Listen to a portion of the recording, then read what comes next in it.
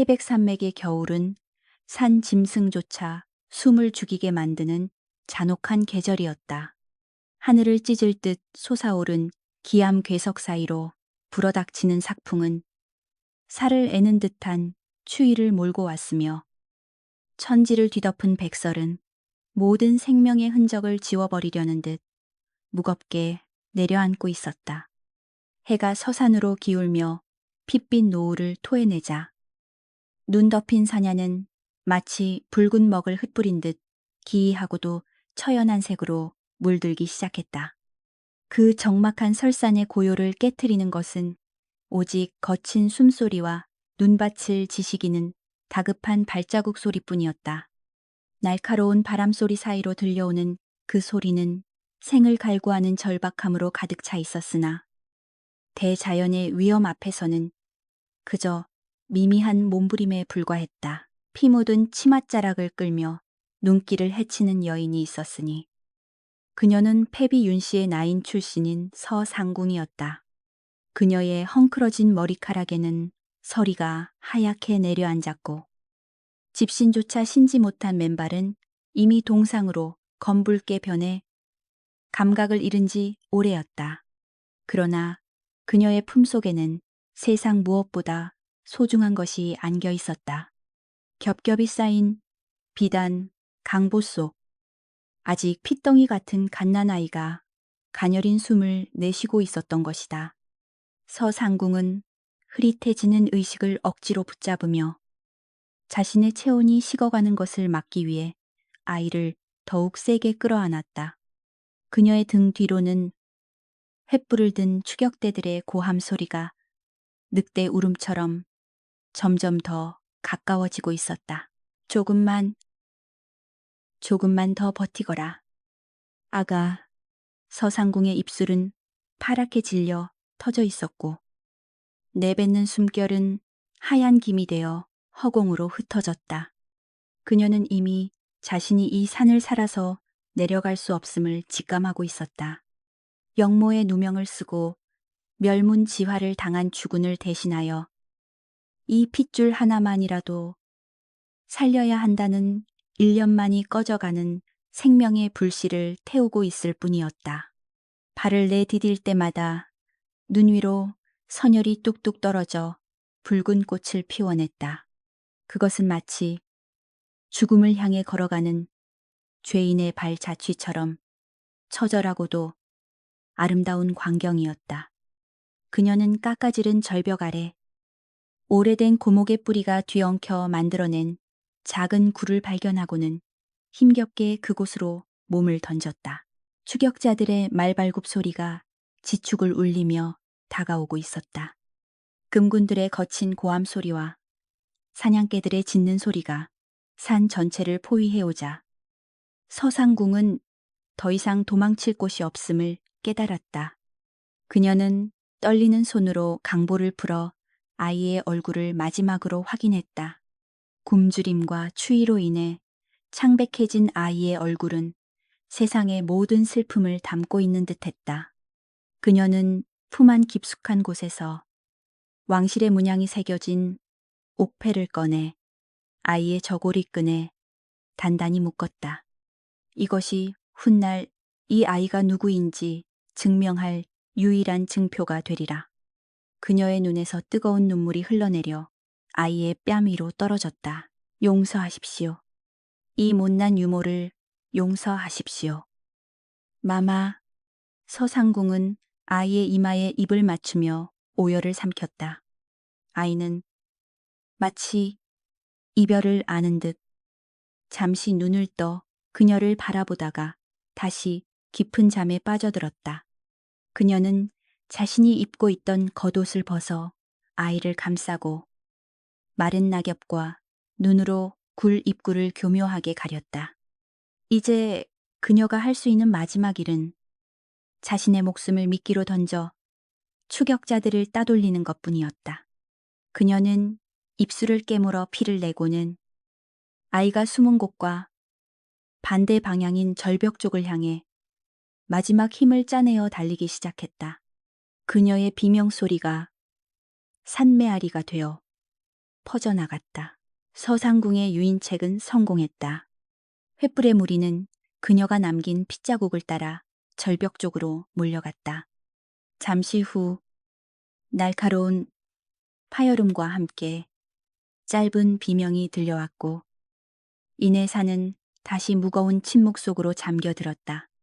추격자들은 임무를 완수했다고 믿으며 산을 내려갔고 태백산의 깊은 어둠만이 그 자리에 남았다. 모든 것이 끝난 듯 했으나 진정한 이야기는 이제부터 시작되고 있었다.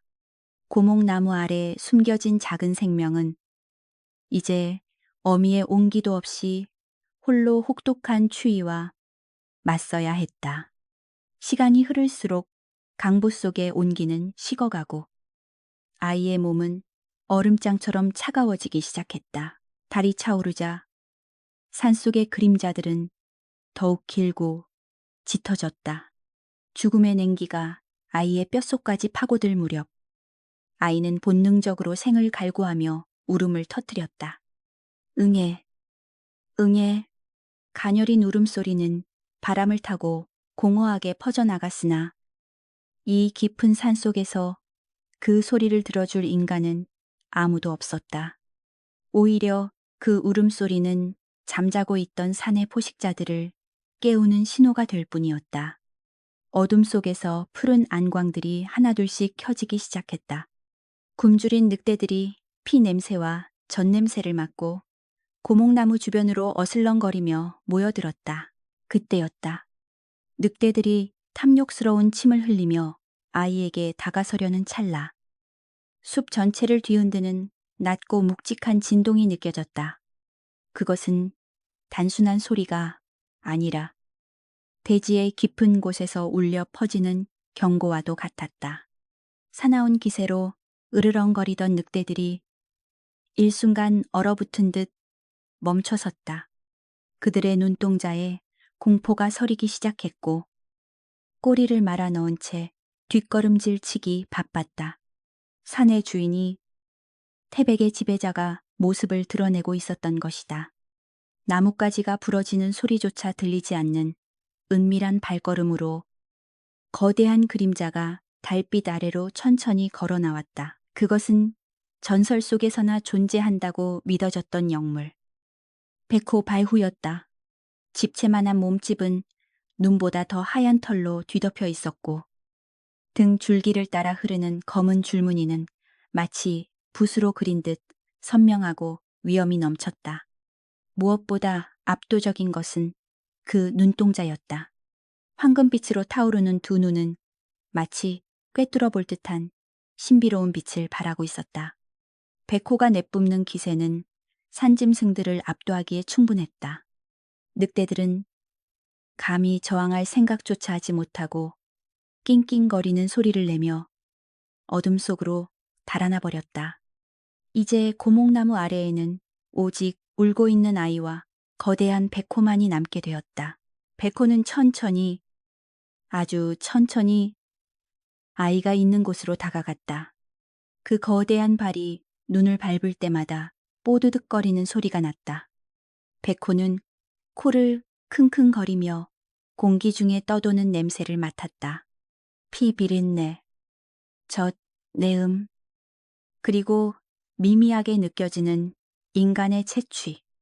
보통의 짐승이라면 이 연약한 먹잇감을 단숨에 물어뜯었을 것이다. 백호의 거대한 아가리가 아이의 머리 위로 드리워졌다. 날카로운 송곳니가 달빛을 받아 서늘하게 번뜩였다. 아이의 목숨은 바람 앞에 등불처럼 위태로워 보였다. 그러나 백호는 입을 다물지 않았다. 대신 그 황금빛 눈동자로 아이를 뚫어지게 응시할 뿐이었다. 기이한 일이었다. 살육의 본능을 가진 맹수가 먹잇감 앞에서 망설이고 있었다. 백호는 고개를 숙여 아이의 얼굴 가까이 가져갔다. 거친 콧김이 아이의 얼굴에 닿자 아이는 울음을 뚝 그치고 맑은 눈망울로 눈앞에 괴수를 바라보았다. 두려움조차 모르는 갓난 아이의 순수함이 통했던 것일까? 아니면 백호가 아이에게서 심상치 않은 기운을 감지한 것일까?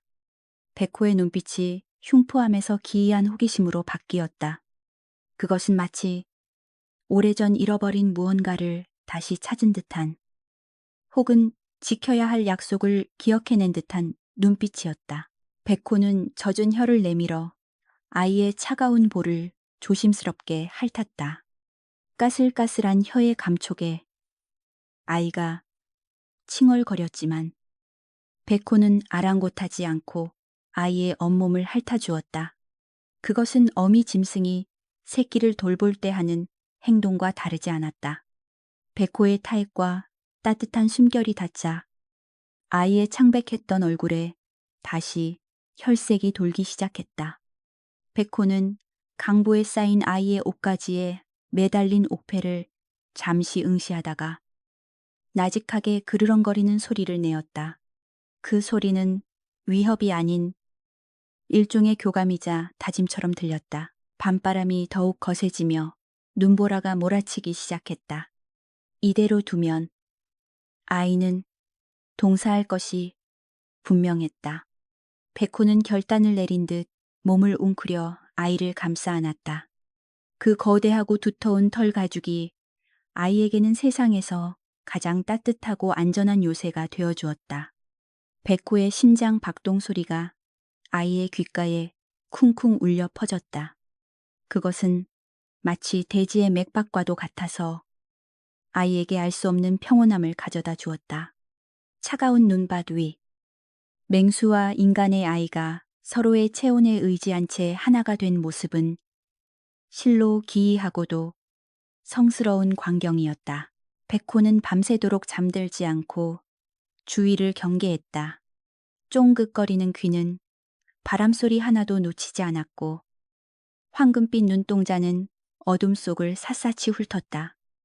인간들이 버린 생명을 짐승인 자신이 왜 지키고 있는지 백호 자신도 그 이유를 명확히 알 수는 없었다. 단지 본능 깊은 곳에서 울려 퍼지는 알 수 없는 슬픔과 그리움이 이 작은 생명을 외면하지 못하게 만들었을 뿐이었다. 어쩌면 전생의 인연이 억겁의 시간을 넘어 이 설산에서 다시 이어진 것인지도 모를 일이었다. 새벽이 밝아오자 눈보라가 잦아들었다. 동쪽 하늘에서 희미한 여명이 밝아오며 설산을 비추었다. 백호는 자리에서 일어나 몸에 쌓인 눈을 털어내고 앞발로 조심스럽게 아이의 강보를 물어 올렸다. 날카로운 이빨이 아이의 살을 다치게 하지 않도록 극도로 주의를 기울이는 모습이었다. 백호는 이제 더 깊고 은밀한 숲, 인간의 발길이 닿지 않는 자신만의 성역으로 아이를 데려가려 하고 있었다. 그것은 인간 세상과의 단절이자 새로운 운명의 시작을 알리는 발걸음이었다. 백호가 아이를 물고 사라진 자리에는 아무런 흔적도 남지 않았다. 오직 밤새 내린 눈만이 그들의 발자취를 덮어버렸을 뿐이다. 훗날 사람들은 태백산에 괴물과 아이가 산다는 소문을 속삭이게 되겠지만 그날 밤 백호가 왜 그 아이를 살려주었는지 그 누구도 그 진실을 알지 못했다. 다만 바람만이 그날의 비밀을 알고 있는 듯 나뭇가지를 흔들며 구슬픈 소리를 낼 뿐이었다. 버려진 왕의 핏줄과 산을 지키는 영물. 이 기묘한 동거는 그렇게 피와 눈물 속에서 시작되었다. 태백의 봉우리 너머로 아침 해가 솟아올랐다. 눈 덮인 산맥은 눈이 시리도록 아름답게 빛나고 있었지만 그 아름다움 속에는 씻을 수 없는 비극과 한흔이 서려 있었다. 백호의 등에 업힌 아이의 운명은 이제 인간의 역사가 아닌 신화의 영역으로 들어서고 있었다. 누구도 예상치 못한, 그리고 누구도 막을 수 없는 거대한 폭풍이 태백산 깊은 곳에서 잉태되고 있었다. 세월은 유수, 료수와 같이 흘러 태백의 골짜기에도 7번의 겨울이 지나고 다시 7번의 봄이 찾아왔다. 그 혹독했던 눈보라가 휩쓸고 간 자리에 연두빛 새순이 돋아나고 얼어붙었던 계곡물이 녹아 청아한 소리를 내며 흐르기 시작했다. 인간의 발길이 닿지 않는 이 깊은 숲속은 여전히 태고의 신비를 간직하고 있었으나 그 풍경 속에 기이한 변화가 하나 생겨났다. 짐승들의 포효만이 가득하던 숲 사이로 짐승도 인간도 아닌 작은 그림자 하나가 바람처럼 내달리고 있었던 것이다. 거친 나무 껍질을 맨손으로 움켜쥐고 다람쥐처럼 날렵하게 나무를 타오르는 소년. 그가 바로 7년 전 눈밭에 버려졌던 아이. 산산이었다. 엉클어진 검은 머리카락은 허리까지 내려와 잡초처럼 제멋대로 자라 있었고 몸에 걸친 것이라고는 짐승의 가죽을 대충 기워 만든 투박한 옷가지뿐이었다. 햇볕에 그을린 구릿빛 피부 곳곳에는 긁히고 찢긴 흉터들이 훈장처럼 남아 있었으나 소년의 눈빛만은 깊은 산속 옹달샘처럼 맑고 깊었다. 그는 더 이상 나약한 핏덩이가 아니었다. 그는 이 거친 산이 길러낸 산의 일부이자 산 그 자체였다. 크르르. 낮은 울음소리가 바위 너머에서 들려오자 산은 하던 동작을 멈추고 귀를 쫑긋거렸다. 그것은 인간의 언어가 아니었지만 소년에게는 그 어떤 말보다 명확한 의미로 다가왔다. 기다려라. 소년은 숨을 죽이고 납작하게 몸을 낮췄다. 숲풀 사이로 거대한 백색의 그림자가 소리 없이 나타났다. 백호였다. 7년이라는 세월이 흘렀음에도 백호의 위용은 조금도 줄어들지 않았다. 오히려 그 은빛 털은 더욱 윤기가 흘렀고 황금빛 눈동자는 세월의 지혜를 담아 더욱 깊어져 있었다. 백호는 소년의 어미이자 아비였고 동시에 엄격한 스승이었다. 백호는 바위 위에 앉아 아래쪽 계곡을 응시했다. 그 시선이 닿는 곳에는 물을 마시러 내려온 거대한 멧돼지 한 마리가 있었다. 산은 백호의 눈빛을 읽었다. 이번 사냥은 백호가 아닌 자신이 해결해야 한다는 무언의 지시였다. 소년은 손에 쥐고 있던 날카로운 돌 조각을 고쳐 쥐었다. 인간의 도구라고는 찾아볼 수 없는 이곳에서 소년은 스스로 무기를 만드는 법을 터득했다. 단단한 흑요석을 갈아 만든 돌칼은 조잡했지만 소년의 민첩함이 더해지면 치명적인 흉기가 되었다. 산은 바람의 방향을 읽으며 멧돼지의 뒤쪽으로 은밀하게 접근했다. 발소리를 죽이는 법, 냄새를 감추는 법, 짐승의 급소를 노리는 법, 이 모든 것은 백호가 몸소 가르쳐준 생존의 법칙이었다. 나뭇잎 하나 흔들리지 않는 고요 속에서 소년의 몸이 용수철처럼 튀어올랐다. 하압 짐승의 포효와도 같은 기합 소리와 함께 소년이 멧돼지의 등에 올라탔다. 놀란 멧돼지가 미친 듯이 날뛰며 나무에 몸을 부딪혔지만 소년은 억센 털을 움켜쥐고 결코 떨어지지 않았다. 생사가 오가는 짧은 사투 끝에 소년의 돌칼이 멧돼지의 목덜미를 정확히 꿰뚫었다. 거친 숨을 몰아쉬며 쓰러진 멧돼지 위에 앉아있는 산을 향해 백호가 천천히 다가왔다. 백호는 멧돼지의 숨이 완전히 끊어진 것을 확인하고는 만족스러운 듯 소년의 머리를 거칠게 핥아주었다. 까슬한 혀의 감촉에 산은 해맑게 웃으며 백호의 목덜미를 끌어안았다. 아, 부. 소년의 입에서 나온 소리는 인간의 언어라기보다는 짐승의 웅얼거림에 가까웠다. 7년간 인간의 말을 듣지 못했기에 언어 능력은 퇴화했으나 감정을 전달하는 데에는 아무런 문제가 없었다. 두 존재 사이에는 말로 설명할 수 없는 끈끈한 유대감이 흐르고 있었다. 그들은 사냥한 먹이를 굴로 옮겼다. 백호가 머무는 굴은 깎아지른 절벽 중턱에 위치해 있어 외부의 침입을 막기에 천혜의 요새였다. 굴 안쪽 깊숙한 곳에는 마른 풀과 짐승의 털로 만든 소년만의 잠자리가 마련되어 있었다. 산은 익숙한 솜씨로 부싯돌을 쳐 불을 피웠다. 처음에는 날고기를 먹었으나 언젠가 우연히 번개 맞은 나무에서 불을 얻은 뒤로 소녀는 불을 다루는 법을 스스로 깨우쳤다. 타오르는 불꽃을 바라보는 백호의 눈에는 경계심 대신 묘한 안도감이 서려 있었다. 인간만이 할 수 있는 불의 사용.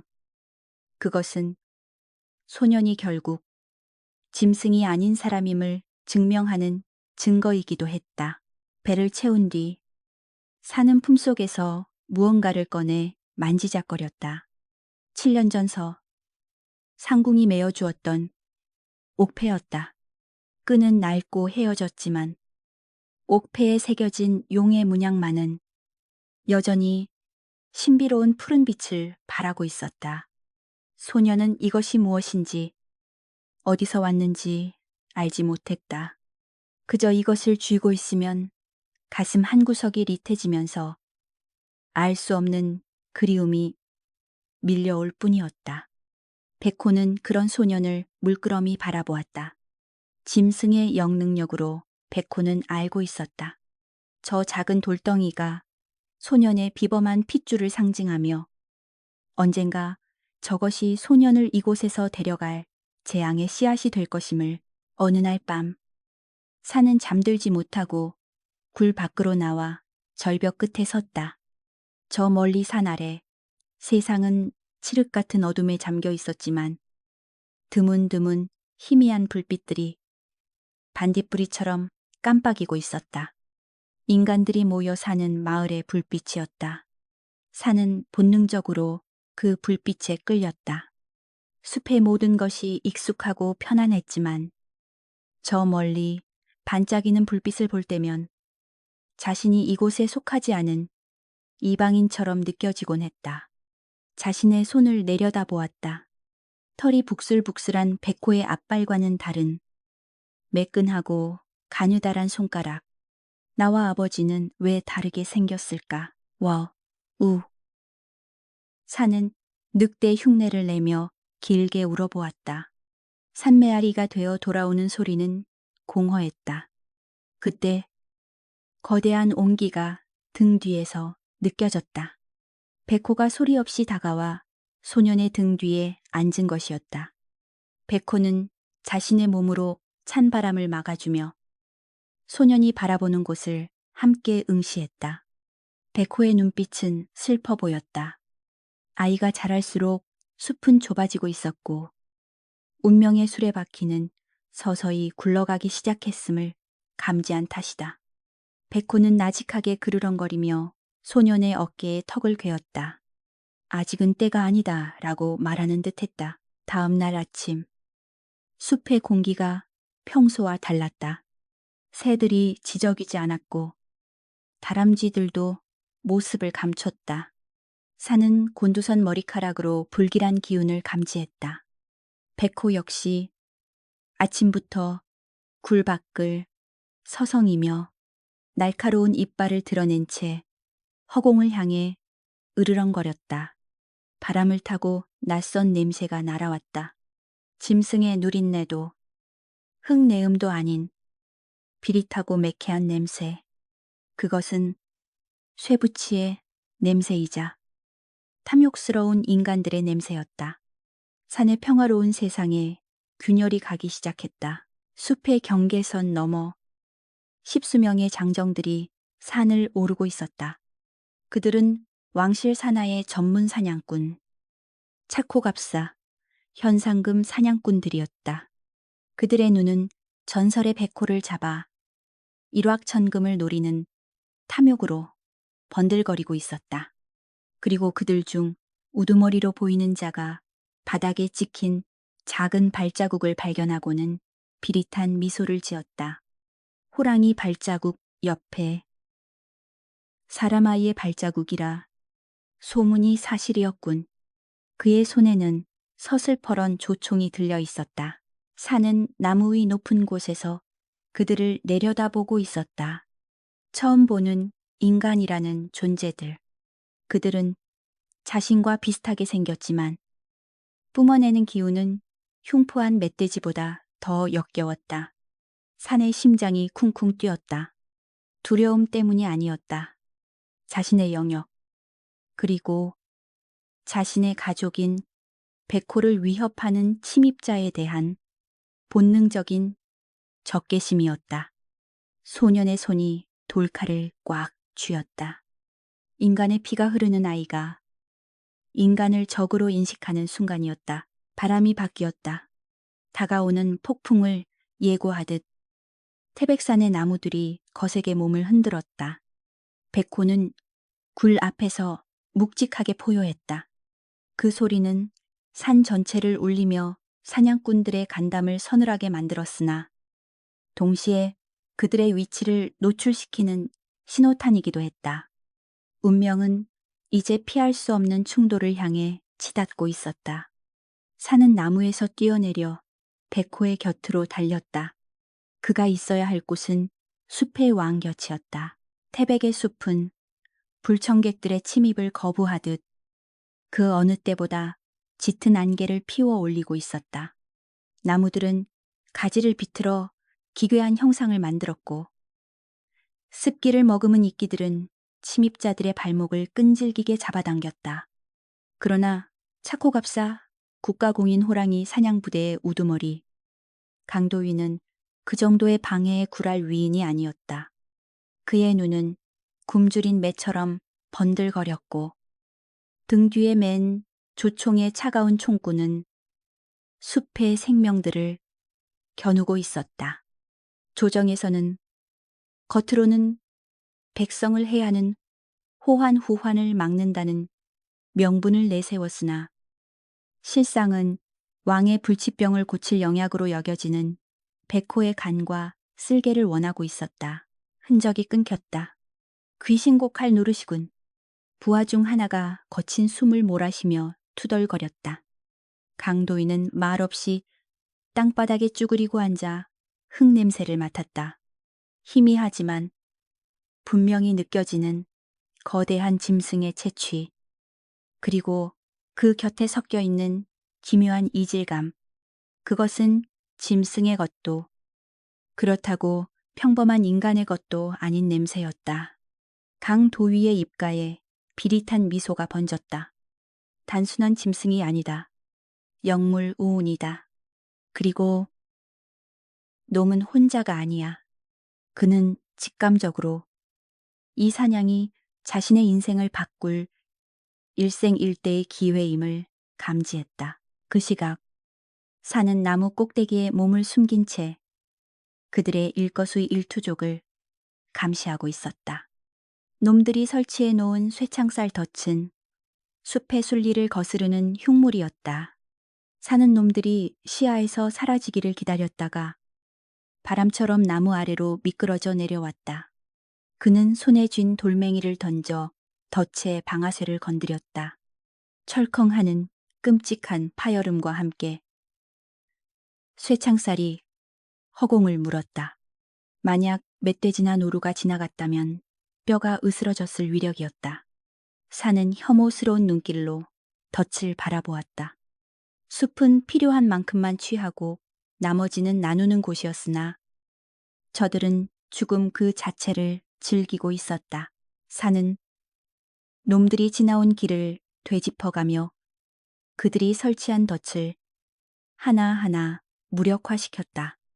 그것은 백호에게 배운 사냥술이 아닌 인간의 비열함에 맞서는 그만의 투쟁이었다. 그러나 산은 미처 알지 못했다. 노련한 사냥꾼인 강도위가 일부러 허술한 덫을 미끼로 남겨두고 진짜 함정은 다른 곳에 숨겨두었다는 사실을. 산이 세 번째 덫을 향해 손을 뻗는 순간 발밑에 낙엽 더미가 쑥 꺼지며 밧줄이 그의 발목을 낚아챘다. 크악 외마디 비명과 함께 사내의 몸이 거꾸로 허공에 매달렸다. 걸렸다.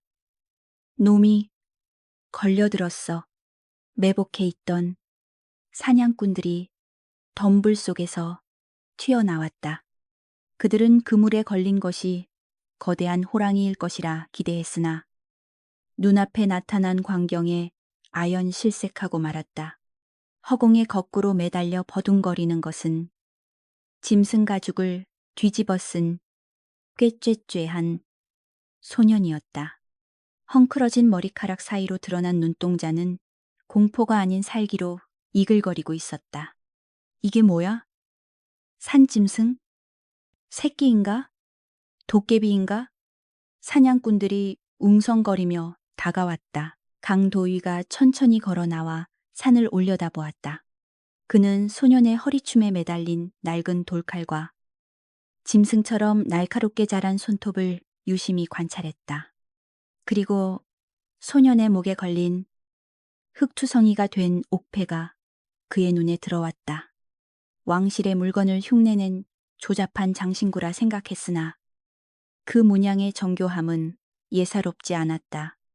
내 놈은 정체가 무엇이냐? 사람이냐? 짐승이냐? 강도희가 낮은 목소리로 물었다. 산은 대답 대신 짐승처럼 캬악하고 위협적으로 짖으며 허리춤에 돌칼을 휘둘렀다. 밧줄을 끊으려는 필사적인 몸부림이었다. 그때였다. 숲의 공기가 순식간에 차갑게 얼어붙었다. 새들의 지저김이 뚝 끊기고 바람조차 숨을 죽였다. 사냥꾼들이 타고 온 말들이 미친 듯이 날뛰기 시작했다. 강도위의 등골에 서늘한 전율이 스치고 지나갔다. 본능이 경고하고 있었다. 죽음이 다가오고 있다고. 숲의 짙은 어둠 속에서 두 개의 황금빛 등불이 켜졌다. 그것은 등불이 아니라 분노로 타오르는 백호의 눈동자였다. 오, 호랑이다. 대호다후. 다 사냥꾼 중 하나가 비명을 지르며 뒷걸음질 쳤다. 백호가 모습을 드러냈다. 그 크기는 집채만 했고 하얀 털은 어둠 속에서도 스스로 빛을 내는 듯했다. 백호는 낮게 그르렁거리며 천천히, 아주 천천히 포위망을 좁혀왔다. 그 압도적인 위용 앞에 사냥꾼들은 손에 든 창과 칼을 쥐는 힘조차 잃어버릴 지경이었다. 백호의 시선은 오직 하나, 허공에 매달려 있는 산에게 고정되어 있었다. 자신의 새끼가 덫에 걸린 것을 본 어미의 분노, 그 이상의 파괴적인 살기가 백호의 온몸에서 뿜어져 나왔다. 쏘아라 쏘란 말이다. 강도희가 다급하게 소리치며 조총의 방아쇠를 당겼다. 탕, 굉음과 함께 화약 연기가 피어올랐다. 그러나 백호는 인간의 눈으로 쫓을 수 없는 속도로 몸을 날렸다. 총알은 허공을 갈랐고 다음 순간 백호의 앞발이 가장 앞에 서 있던 사냥꾼을 덮쳤다. 비명조차 지르지 못하고 사냥꾼이 나가 떨어졌다. 피냄새가 퍼지자 백호의 야성은 더욱 끌어올랐다. 그것은 일방적인 유린이었다. 혼란을 틈타 사는 몸을 비틀어 돌칼로 발목을 옥죄던 밧줄을 끊어냈다. 땅바닥에 착지한 산은 곧바로 백호의 곁으로 달려갔다. 짐승과 소년, 두 존재가 나란히 서서 인간들을 노려보는 광경은 기괴하면서도 묘하게 성스러운 분위기를 자아냈다. 백호는 산을 자신의 등 뒤로 숨기며 사냥꾼들을 향해 천지를 뒤흔드는 포효를 내질렀다. 어흥. 그 소리는 고막을 찢고 심장을 멈추게 할 만큼 강력했다. 말들이 고삐를 끊고 달아났고 사냥꾼들은 공포에 질려 무기를 버리고 흩어졌다. 강도위는 나무 뒤에 숨어 떨리는 손으로 화약을 재장전하려 했으나 백호의 눈과 마주치는 순간 온몸이 마비되는 듯했다. 그는 보았다. 흉포한 짐승이 소년의 상처난 발목을 핥아주는 모습을. 그 눈빛에 담긴 짐승에게서는 결코 볼 수 없는 애처로움과 깊은 슬픔을 강도인은 깨달았다. 저것은 단순한 사냥감이 아니다. 그리고 저 소년은, 저 짐승이 목숨을 걸고 지키는 보물이다. 그는 조총을 거두고 뒷걸음질 쳤다. 오늘은 물러서야 했다. 하지만 빈손으로 돌아가는 것은 아니었다.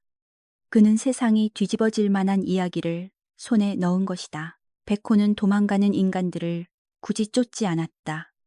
지금 중요한 것은 상처 입은 새끼를 돌보는 일이었다. 백호는 사내 곁에 웅크리고 앉아 놀란 소년의 어깨를 묵직한 머리로 툭툭 건드렸다. 괜찮다는 신호였다. 산은 백호의 목덜미 털에 얼굴을 묻고 거친 숨을 골랐다. 그러나 소년의 마음속에는 처음으로 깊은 불안감이 싹트고 있었다. 인간들은 물러갔지만 그들의 눈빛에 서려 있던 탐욕은 사라지지 않았다. 그들은 반드시 다시 올 것이다. 더 많은 무기와 더 많은 사람들을 이끌고 산을 내려간 강도위와 생존자들은 주막에 들러 술을 들이켰다. 공포가 가시지 않은 얼굴로 그들은 떠들어댔다. 내가 똑똑히 보았네, 하얀 산군 산준. 이 어린아이를 끼고 돌더란 말이야. 그 아이는 필시 구미호의 자식이거나 산신령의 아들일게야. 소문은 발없는 말이 되어 천리 밖으로 퍼져나갔다. 백호가 사람을 잡아먹는 괴물이 아니라 사람의 아이를 키우는 영물이라는 기이한 소문. 그리고 그 소문은 바람을 타고 한양의 궁궐, 가장 은밀하고 높은 곳까지 흘러들어가고 있었다. 궁궐의 깊은 밤, 화려한 병풍 뒤에서 늙은 상선 내시의 우두머리, 이 은밀한 보고를 받고 있었다. 태백산에 백호와 함께 사는 아이라 그의 쪼글쪼글한 손이 찻잔을 꽉 쥐었다. 7년 전 죽은 줄로만 알았던 패비의 핏줄, 혹시나 하는 의구심이 독버섯처럼 피어올랐다. 만약 그 아이가 살아있다면 그것은 영모의 씨앗이다. 상선의 눈초리가 매섭게 빛났다. 태백의 평화는 끝났다. 이제 산과 백호의 앞에는 단순한 사냥꾼이 아닌 거대한 권력의 칼날이 겨누어지기 시작했다. 태백산의 밤은 다시 고요를 되찾았으나 그것은 폭풍 전야의 고요였다. 산은 굴 입구에 앉아 자신의 발목에 남은 밧줄 자국을 문지르며 밤하늘을 올려다보았다. 달은 차갑게 빛나고 별들은 무심하게 반짝였다. 자신이 누구인지, 왜 저 인간들과 다른지, 그리고 백호는 왜 자신을 지켜주는지 풀리지 않는 의문들이 꼬리에 꼬리를 물었다. 소년의 가슴속에 일렁이는 불안은 곧 다가올 비극적인 운명의 서막이었다. 태백산의 아침은 평소와 달랐다. 안개 대신 매캐한 연기가 산허리를 감싸 안았고 새들의 지저김 대신 북소리와 징소리가 산맥을 뒤흔들었다. 조정에서 파견된 금군 왕실 친위대과 전국의 내로라 하는 차코갑사들이 태백산을 철통같이 에워쌌다. 그들의 수는 좋기 300은 되어 보였으니 이는 짐승 한 마리를 잡기 위함이라기보다는 차라리 전쟁을 치르러 온 군대의 위용에 가까웠다. 선봉에 선 무관은 붉은 깃발을 흔들며 고함쳤다. 산을 태워서라도 놈들을 끌어내라. 짐승은 죽이고 아이는 생포하라. 이것이 어명이다. 인간들의 잔혹함은 짐승의 예상을 뛰어넘는 법이다. 그들은 숲의 가장자리부터 불을 놓기 시작했다. 바짝 마른 겨울나무들은 기름을 부은 듯 순식간에 타올랐고 화마호모는 붉은 혀를 날름거리며 산의 심장부로 기어 올라갔다. 겁에 질린 산짐승들이 불길을 피해 미친 듯이 뛰쳐나오다. 병사들의 창검에 무참히 도륙당했다. 산 전체가 비명과 피비린내로 아수라장이 되었다. 굴 속에 몸을 숨기고 있던 산과 백호 역시 밀려드는 열기와 연기를 피할 수 없었다. 백호는 불안하게 으르렁거렸고 산은 매운 연기에 눈물을 흘리며 백호의 털을 움켜쥐었다. 더 이상 숨을 곳은 없었다. 가야 한다. 뚫고 나가야 해. 산은 본능적으로 깨달았다. 이 굴에 머물다간 불에 타 죽거나 연기에 질식할 뿐이었다. 백호 역시 결단을 내린 듯 몸을 일으켰다. 거대한 근육이 꿈틀거렸고 황금빛 눈동자는 분노로 붉게 충혈되어 있었다. 백호는 산을 자신의 등 뒤로 밀치며 떨어지지 말라는 듯 짧고 굵게 짖었다. 그리고는 굴박, 화염이 춤추는 지옥도 속으로 몸을 던졌다. 산은 백호의 뒤를 바짝 따랐다. 그들의 앞을 가로막는 것은 불길만이 아니었다. 화승총, 조총을 겨누고 대기하던 수십 명의 사수들이 그들을 기다리고 있었다. 나왔다. 숲은 천둥 같은 총소리로 뒤덮였다. 탕타탕, 납탄들이 빗발치듯 날아들었다. 백호는 신수, 산신령의 짐승다운 놀라운 몸놀림으로 총알을 피하며 적진으로 파고들었다. 앞발을 한번 휘두를 때마다 서너 명의 병사가 추풍낙엽처럼 날아갔고 그 강철 같은 꼬리는 창을 든 병사들의 뼈를 부러뜨렸다. 그러나 적의 수는 너무나 많았다. 재장전을 마친 제2열의 사수들이 다시 총구를 겨누었다. 백호는 산을 보호하기 위해 본능적으로 몸을 돌려 인간 방패가 되었다. 퍽퍽, 둔탁한 파열음과 함께 붉은 선혈이 백호의 하얀 털을 적셨다. 어깨와 허벅지에 총탄이 박혔음에도 오직 뒤에 있는 새끼를 지키겠다는 일념 하나로 고통을 삼키며 더욱 흉포하게 날뛰었다. 백호의 포효 소리에 병사들의 고막이 터질 듯했고 공포에 질린 말들은 기술을 떨어뜨리고 달아났다. 전장은 순식간에 혼란의 도가니로 변했다. 산 역시 가만히 있지 않았다. 연기 속에서 튀어나와 닥치는 대로 병사들의 다리를 걷어차고 돌칼을 휘둘렀다. 작지만 날쌘 그의 공격은 병사들을 당황하게 만들었다. 그러나 중과부적 적은 수로 많은 적을 대적하지 못함이었다. 피를 너무 많이 흘린 백호의 움직임이 눈에 띄게 느려지기 시작했다. 숨을 헐떡일 때마다 입과 코에서 붉은 거품이 일었다. 교활한 지휘관은 그 틈을 놓치지 않았다. 그물을 던져라. 놈의 힘이 빠졌다. 사방에서 쇠사슬이 달린 거대한 그물이 날아들었다. 백호는 마지막 힘을 짜내어 그물 하나를 찢어 발겼으나 연이어 날아오는 두 번째, 세 번째 그물까지 피할 수는 없었다.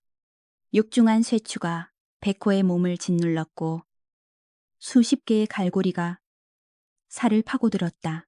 크하하앙 백호가 고통에 찬 비명을 질렀다. 그 소리는 산의 절규와도 같았다. 그물에 갇힌 채 바닥에 쓰러진 백호를 향해 병사들이 창을 들고 달려들었다. 산은 눈앞이 하얗게 변하는 것을 느꼈다. 안 돼. 건드리지 마.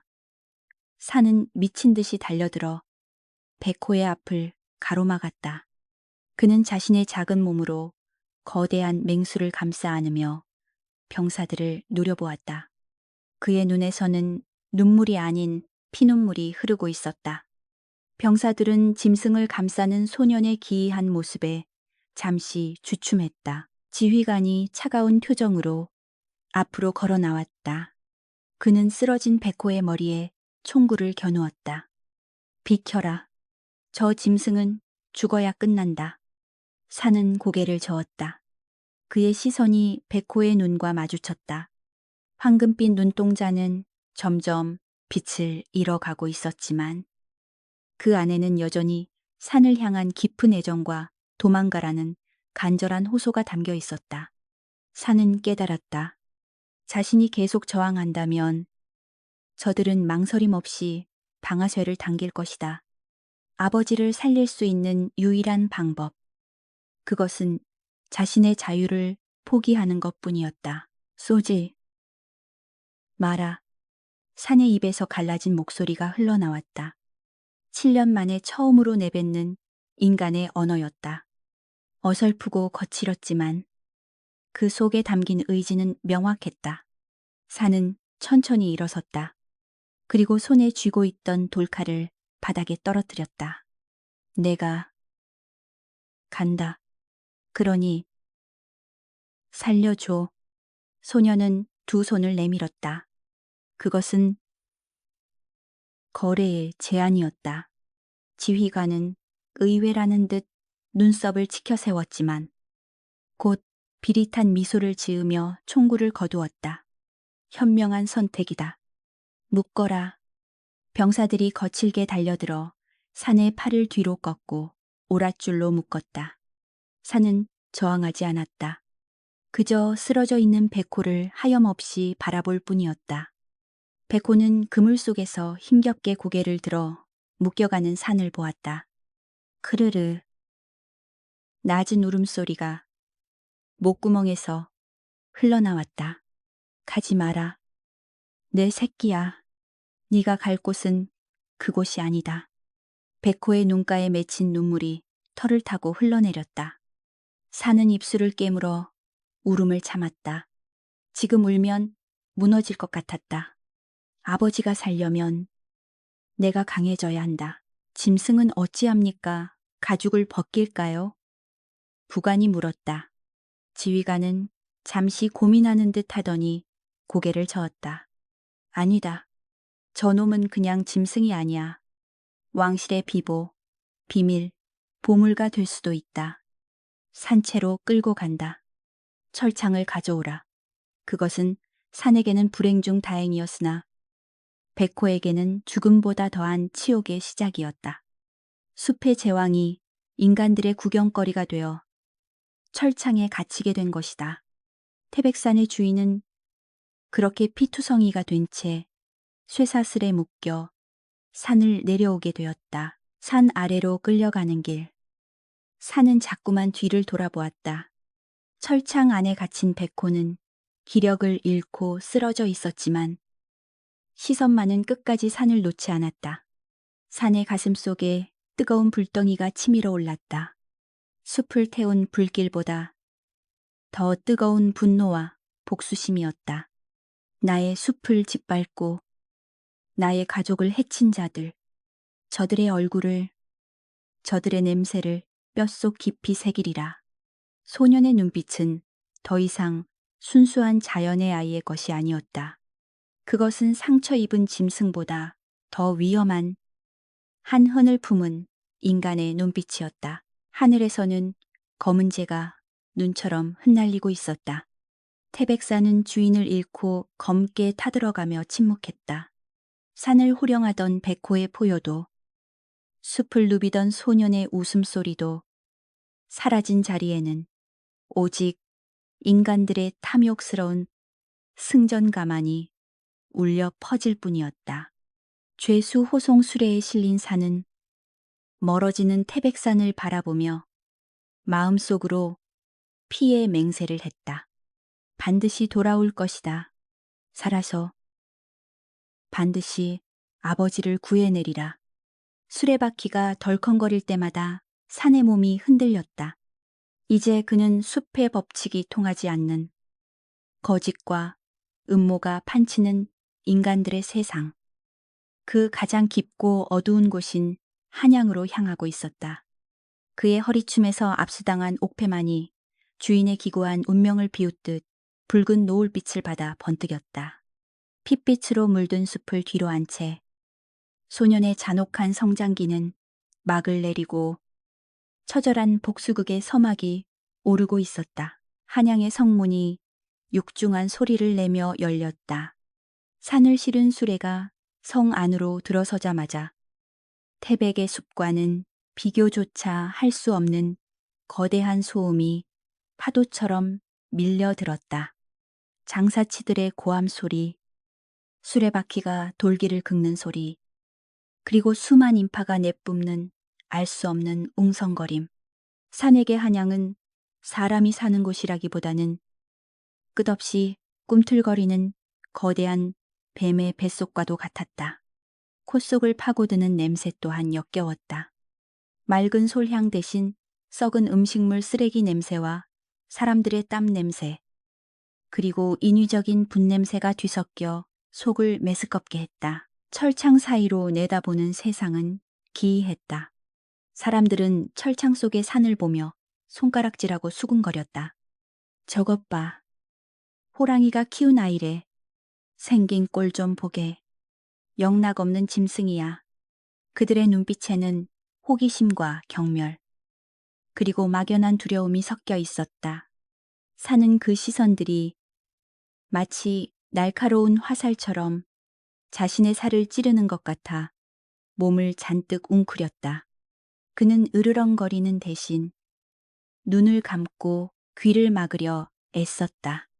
숲의 정적이 사무치게 그리웠다. 수레는 복잡한 시장통을 지나 거대한 궐문 앞에 멈춰 섰다. 구중 궁궐, 구름처럼 깊은 궁궐, 붉은 기둥과 화려한 단청으로 장식된 전각들이 끝없이 이어져 있었으나 산의 눈에는 그저 높고 차가운 돌과목으로 보일 뿐이었다. 금군들의 삼엄한 경계 속에 산은 수레에서 끌려 내려졌다. 짐승의 가죽옷은 벗겨졌고 억센 궁녀들의 손에 의해 강제로 목욕물이 담긴 통 속으로 처박혔다. 따뜻한 물과 비누향이 낯설어 산이 발버둥 쳤지만 장정 서너시 달려들어 그를 짓눌렀다. 가만히 계시옵소서. 어명을 받들어 몸을 정갈히 해야 합니다. 상궁의 날카로운 목소리가 귓전을 때렸다. 산은 물 밖으로 고개를 내밀며 거친 숨을 몰아쉬었다. 몸에 묻은 흙과 피가 씻겨 나가자 구릿빛 피부 아래 감춰져 있던 귀티 나는 이목구비가 드러나기 시작했다. 엉킨 머리카락을 빗어넘기고 최고급 비단으로 지은 의복을 입히자 그는 더 이상 산짐승이 아닌 기품 있는 귀공자의 모습으로 변모했다. 그러나 산에게 그 비단옷은 쇳덩이보다 무겁고 거추장스러운 구속복에 불과했다. 그는 자꾸만 옷깃을 잡아당기며 불편한 기색을 감추지 못했다. 산은 궐의 깊숙한 곳, 외부와 철저히 단절된 별당에 가둬졌다. 방 안은 온갖 진귀한 장식품과 비단 보료로 꾸며져 있었으나 창문에는 굵은 쇠창살이 박혀 있었다. 황금으로 만든 감옥. 그것이 바로 이곳이었다. 잠시 후 방문이 열리고 화려한 관복을 입은 노인이 들어왔다. 그는 삼장충삼에서 산의 존재를 보고받았던 내시부의 수장 김상선이었다. 그의 뒤를 따라 들어온 내관이 칠기함 하나를 조심스럽게 내려놓았다. 함 뚜껑이 열리자 그 안에는 흙이 말끔히 닦인 산의 옥패가 놓여 있었다. 김상선은 떨리는 손으로 옥패를 집어들고 산의 얼굴을 번갈아 쳐다보았다.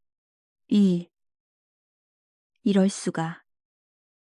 그의 목소리가 가늘게 떨렸다. 옥패 뒷면에 새겨진 건태이라는 글자. 그것은 7년 전 역모로 몰려 사약 죽음의 약을 받고 죽은 폐쇄자의 아명아이 때 이름과 일치하는 글자였다. 그렇다면 이 아이는 죽은 줄 알았던 폐세자의 유일한 혈육이자 왕실의 적통인 원손 왕세손이란 말인가. 김상선의 눈동자가 격하게 흔들렸다. 이것은 조정의 판도를 뒤엎을 거대한 태풍의 눈이었다. 내 이름이 무엇이냐? 김상선이 물었다. 산은 대답하지 않았다. 그저 맹수처럼 눈을 번득이며 노인을 노려볼 뿐이었다. 산은 본능적으로 알 수 있었다. 눈앞에 이 늙은 인간에게서 뿜어져 나오는 기운이 숲에서 마주쳤던 독사보다 더 교활하고 위험하다는 것을. 산은 옥패를 향해 손을 뻗으며 짧게 으르렁거렸다. 네. 갈라진 목소리였지만 분명한 의사 표현이었다. 김상선은 묘한 미소를 지으며 옥패를 다시 함에 넣었다. 오호라. 말을 할 줄 아는구나. 내 것이라. 이것이 내 물건인 줄은 아느냐. 그는 손짓으로 밖을 지키던 병사들을 물러가게 했다. 그리고 목소리를 낮춰 은밀하게 속삭였다. 살고 싶다면 짐승인 척 하거라. 사람의 말을 알아듣는다는 것을 들키면 넌 죽는다. 그것은 조언인지 협박인지 알 수 없는 기이한 말이었다. 김상선은 산에게 다가와 그의 어깨를 툭툭 치고는 방을 나갔다. 문이 닫히고 육중한 자물쇠가 채워지는 소리가 들렸다. 홀로 남겨진 산은 방구석으로 기어가 웅크리고 앉았다. 궁녀들이 차려놓은 산의 진미, 온갖 맛있는 음식에서는 아무런 냄새도 나지 않는 것 같았다. 그가 원하는 것은 갓 잡은 짐승의 따뜻한 피와 살, 그리고 무엇보다 자신을 품어주던 백호의 온기였다. 아, 산은 무릎에 얼굴을 묻고 백호를 불렀다. 지금쯤 백호는 어디에 있을까? 그들도 아버지를 가두었을까? 상처는 괜찮을까? 걱정과 그리움이 파도처럼 밀려와 가슴을 짓눌렀다. 밤이 깊어지자 궁궐은 기이한 침묵에 잠겼다. 산은 창가로 다가가 쇠창살 사이로 하늘을 올려다보았다. 한양의 달은 태백산의 달과 똑같이 둥글고 밝았지만 왠지 더 멀고 차갑게 느껴졌다. 달빛 아래로 화려한 기와 지붕의 곡선이 보였다. 저 너머 어딘가에 아버지가 있을 것이다. 산은 창살을 부여잡고 힘을 주어 보았으나 강철로 만든 창살은 꿈쩍도 하지 않았다. 자신의 힘으로는 이 감옥을 빠져나갈 수 없다는 무력감이 그를 덮쳤다. 그때 문 밖에서 인기척이 들렸다. 순찰을 도는 병사들의 발소리가 아니었다. 비단신을 끄는 아주 조심스럽고 은밀한 발걸음. 방문의 창호지 너머로 누군가의 그림자가 드리워졌다. 그림자는 한참 동안 문 앞에 서서 방 안의 동태를 살피는 듯 하더니 작은 구멍을 뚫어 방 안을 엿보았다. 산은 동물적인 감각으로 자신이 감시당하고 있음을 알아챘으나 미동도 하지 않고 잠든 척 엎드려 있었다. 김상선의 말대로 지금은 발톱을 숨겨야 할 때임을 본능적으로 깨달은 것이다. 문 밖의 인물은 긴 한숨을 내쉬고는 다시 발길을 돌렸다. 그 발걸음 소리에는 연민과 고뇌가 섞여 있었다. 그는 바로 이 나라의 왕, 산의 친조부 할아버지였다. 왕은 죽은 아들의 핏줄이 살아 돌아왔다는 보고를 받고 잠을 이루지 못해 몰래 처소를 찾은 것이었다. 짐승의 젖을 먹고 자란 손자, 역적의 자식으로 낙인 찍힌 아이. 왕은 기쁨보다 두려움이 앞섰다. 과연 저 아이를 품을 수 있을 것인가? 아니면 또다시 피를 보아야 하는가? 왕의 뒷모습은 천하를 가진 자답지 않게 쓸쓸하고 위태로워 보였다. 산은 그들이 두고 간 음식상으로 다가갔다. 하얀 쌀밥과 고기 반찬. 그는 손으로 고기 한 점을 집어 냄새를 맡았다. 익힌 고기 특유의 냄새가 역겨웠지만 그는 억지로 고기를 입에 넣고 씹었다. 살아야 했다. 힘을 키워야 했다. 그래야만 이 돌감옥을 부수고 아버지를 구해 숲으로 돌아갈 수 있다. 산은 눈물을 삼키며 꾸역꾸역 밥을 목구멍으로 밀어 넣었다. 그것은 생존을 위한 처절한 식사였다. 창밖의 바람소리가 마치 백호의 울음소리처럼 들렸다.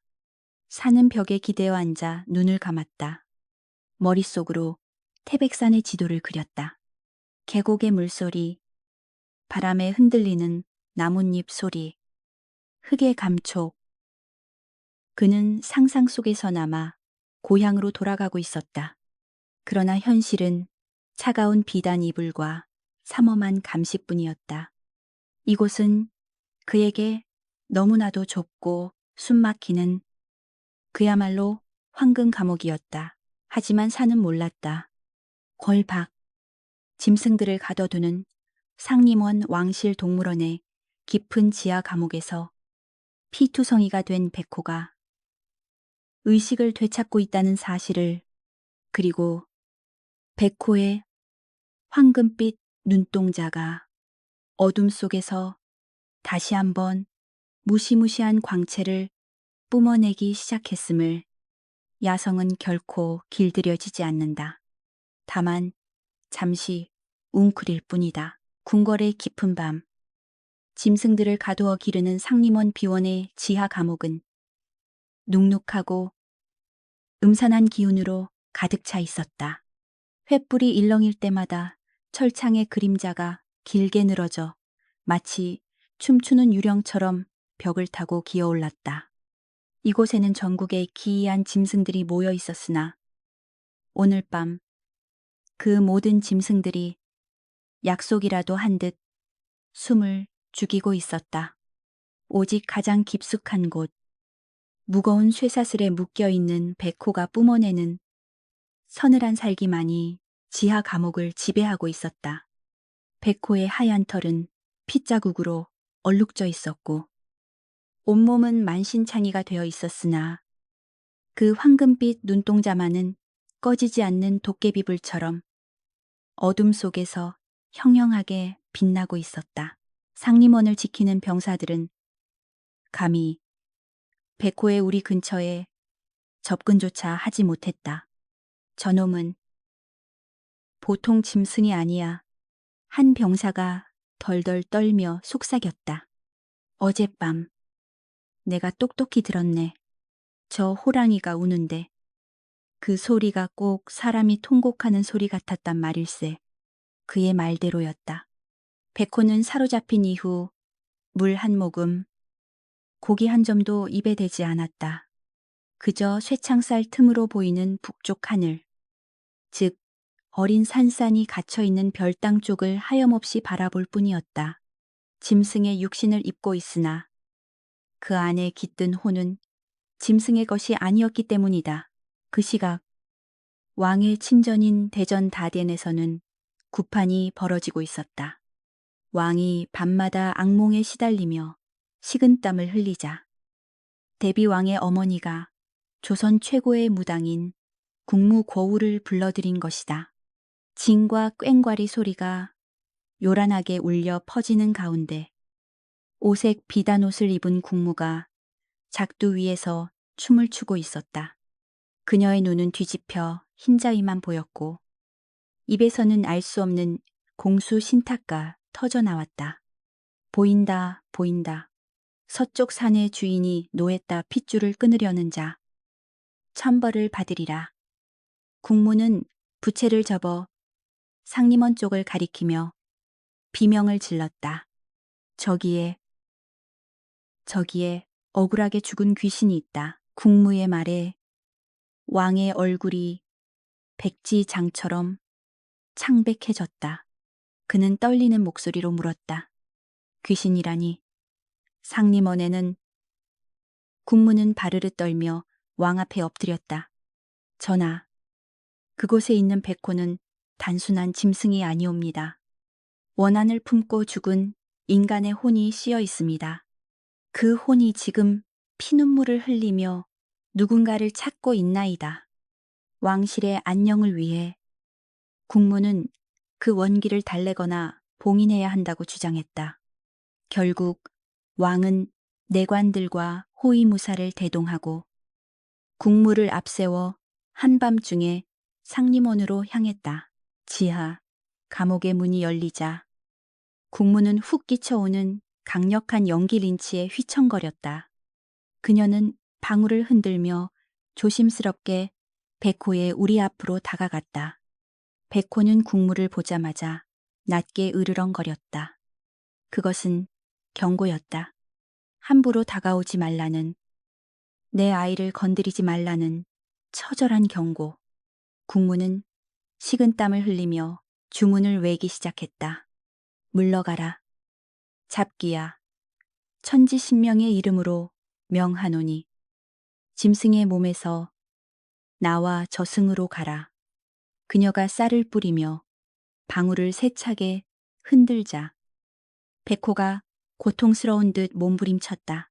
그 순간 기이한 일이 벌어졌다.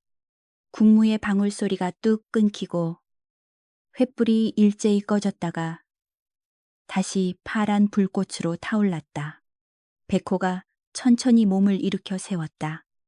그리고 국무의 눈을 똑바로 응시했다. 국무의 눈동자가 순식간에 풀리더니 그녀의 입에서 전혀 다른 사람의 목소리가 흘러나오기 시작했다. 굵고 위험 있는, 그러나 한흔 이 서린 남자의 목소리였다. 네, 이놈들. 감히 누구 앞이라고 방울을 흔드느냐. 그 목소리를 들은 왕은 그 자리에 얼어붙고 말았다. 잊을 수 없는 목소리. 꿈속에서도 죄책감으로 그를 괴롭히던 목소리. 그것은 8년 전 영모의 누명을 쓰고 억울하게 죽임을 당한 자신의 형, 현 세자의 목소리였다. 왕은 비틀거리며 철창 앞으로 다가갔다. 형님, 설마 형님입니까? 빙이 된 국무? 아니, 현 세자의 혼이 깃든 백호는 왕을 노려보았다. 아우야, 내 비록 간신의 모함에 빠져 죽었으나 내 핏줄마저 죽게 둘 수는 없었다. 하늘이 나를 불쌍히 여겨 짐승의 가죽을 빌려주었으니 내 목숨이 붙어 있는 한 아무도 그 아이를 건드리지 못할 것이다. 그랬다. 이것이 백호가 버려진 아이를 지킨 이유였다. 죽음의 문턱에서 세자는 간절히 기도했다. 다음 생에 짐승으로 태어나더라도 좋으니 뱃속에 있는 내 아이만은 지키게 해달라고 그 염원이 태백산의 영물인 백호의 몸에 깃들게 한 것이었다. 7년 전 눈보라 속에서 아이를 살린 것도, 자신의 젖을 먹여 키운 것도, 총탄을 대신 맞으며 아이를 감싼 것도 모두 아비의 본능이자 영혼의 약속이었다. 백호의 눈에서 굵은 눈물이 뚝뚝 떨어졌다. 그것은 짐승의 눈물이 아닌 자식을 향한 아비의 피눈물이었다. 국무는 비명을 지르며 바닥에 쓰러졌고 빙의는 풀렸다. 다시 짐승으로 돌아온 백호는 슬픈 눈으로 왕을 바라보다가 힘없이 바닥에 주저앉았다. 왕은 충격과 공포로 말을 잇지 못했다. 형의 영혼이 깃든 짐승이라니, 이것을 죽일 수도 살릴 수도 없는 진퇴양난의 상황이었다. 곁에 있던 간신 김상선은 재빨리 왕의 귀에 속삭였다. 전하, 이것은 요물입니다. 무당이 헛소리를 한 것입니다. 만약 이 사실이 알려지면 민심이 동요하고 왕권이 흔들릴 것입니다. 저 짐승을 없애야 합니다. 왕은 고뇌에 찼다. 형에 대한 죄책감과 왕좌를 지켜야 하는 권력욕이 충돌했다. 그러나 결국 그는 나약한 왕이었다. 그는 고개를 돌리며 차갑게 명령했다. 이곳에서 본 것을 발설하는 자는 삼족을 멸할 것이다. 저 짐승은 먹이를 주지 말고 굶겨 죽여라. 그것이 하늘의 뜻이다. 왕과 일행이 떠나자 지하 감옥은 다시 칠흑 같은 어둠 속에 잠겼다. 남겨진 것은 쇠사슬에 묶인 백호뿐이었다. 그러나 백호는 포기하지 않았다. 굶주림과 고통 속에서도 그의 영혼은 더욱 또렷해졌다. 안 된다. 내가 죽으면 산이가 죽는다. 백호는 감았던 눈을 번쩍 떴다. 그의 몸에서 은은한 백색 광채가 뿜어져 나오기 시작했다. 그것은 짐승의 힘을 넘어선 영적인 각성이었다.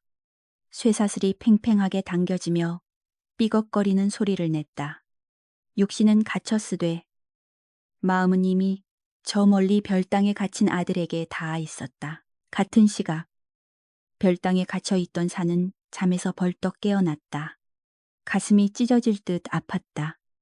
귓가에 익숙한 목소리가 들리는 듯 했다. 살아야 한다.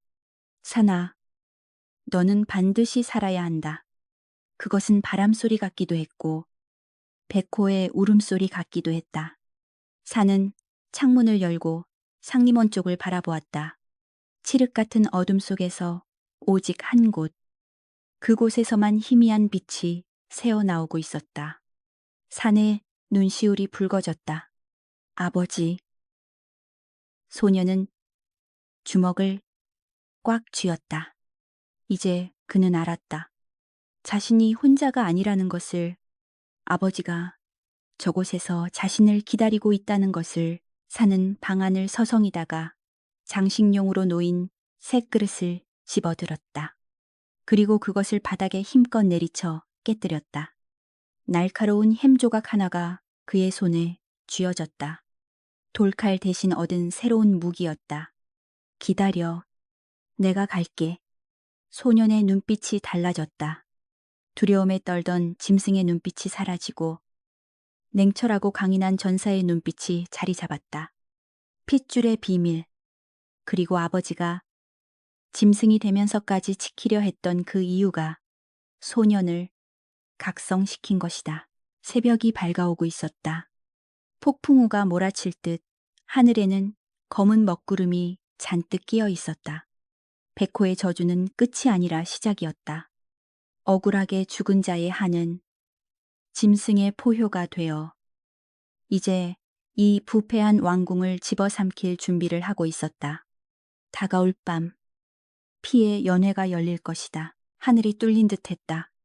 먹구름이 한양의 하늘을 집어삼키고 대낮임에도 밤처럼 어두워진 궐 위로 굵은 장대비가 쏟아져 내렸다. 우르릉 쾅 천지를 뒤흔드는 천둥 소리가 고막을 때렸고 번개가 칠 때마다 궁궐의 기와 지붕이 핏빛으로 번뜩였다. 마치 억울하게 죽은 원혼들이 구천을 떠돌다 일시에 울부짖는 듯한 그야말로 개벽 칼pit과도 같은 밤이었다. 상림원 지하 감옥. 며칠을 굶어 피골이 상접했던 백호가 번개가 내리꽂히는 순간 눈을 떴다. 빗물이 환기구를 타고 흘러들어와 녀석의 메마른 코끝을 적셨다. 그 차가운 감촉이 백호의, 아니, 그 안에 깃든 현, 세자의 잠자던 본능을 깨웠다. 크르르. 뱃속 깊은 곳에서부터 끓어오르는 소리는 천둥 소리와 공명했다. 녀석은 더 이상 기다릴 수 없었다. 지금 당장 저 빗속을 뚫고 아이에게 가야 한다는 강렬한 충동이 이성을 마비시켰다. 백호는 네 발에 힘을 주어 바닥을 박찼다. 평소라면 꿈쩍도 하지 않았을 강철 사슬이 팽팽하게 당겨졌다. 짐승의 근력에 인간의 한 흔이 더해지자 초자연적인 괴력이 발생했다. 트둑, 퉁, 쇠사슬을 고정하고 있던 벽돌이 부서져 나가고 연결고리가 엿가락처럼 휘어지더니 끊어져 나갔다. 굉음과 함께 풀려난 백호가 철창을 몸으로 들이받았다. 녹슬고 낡은 철문이 종이장처럼 구겨지며 날아갔다.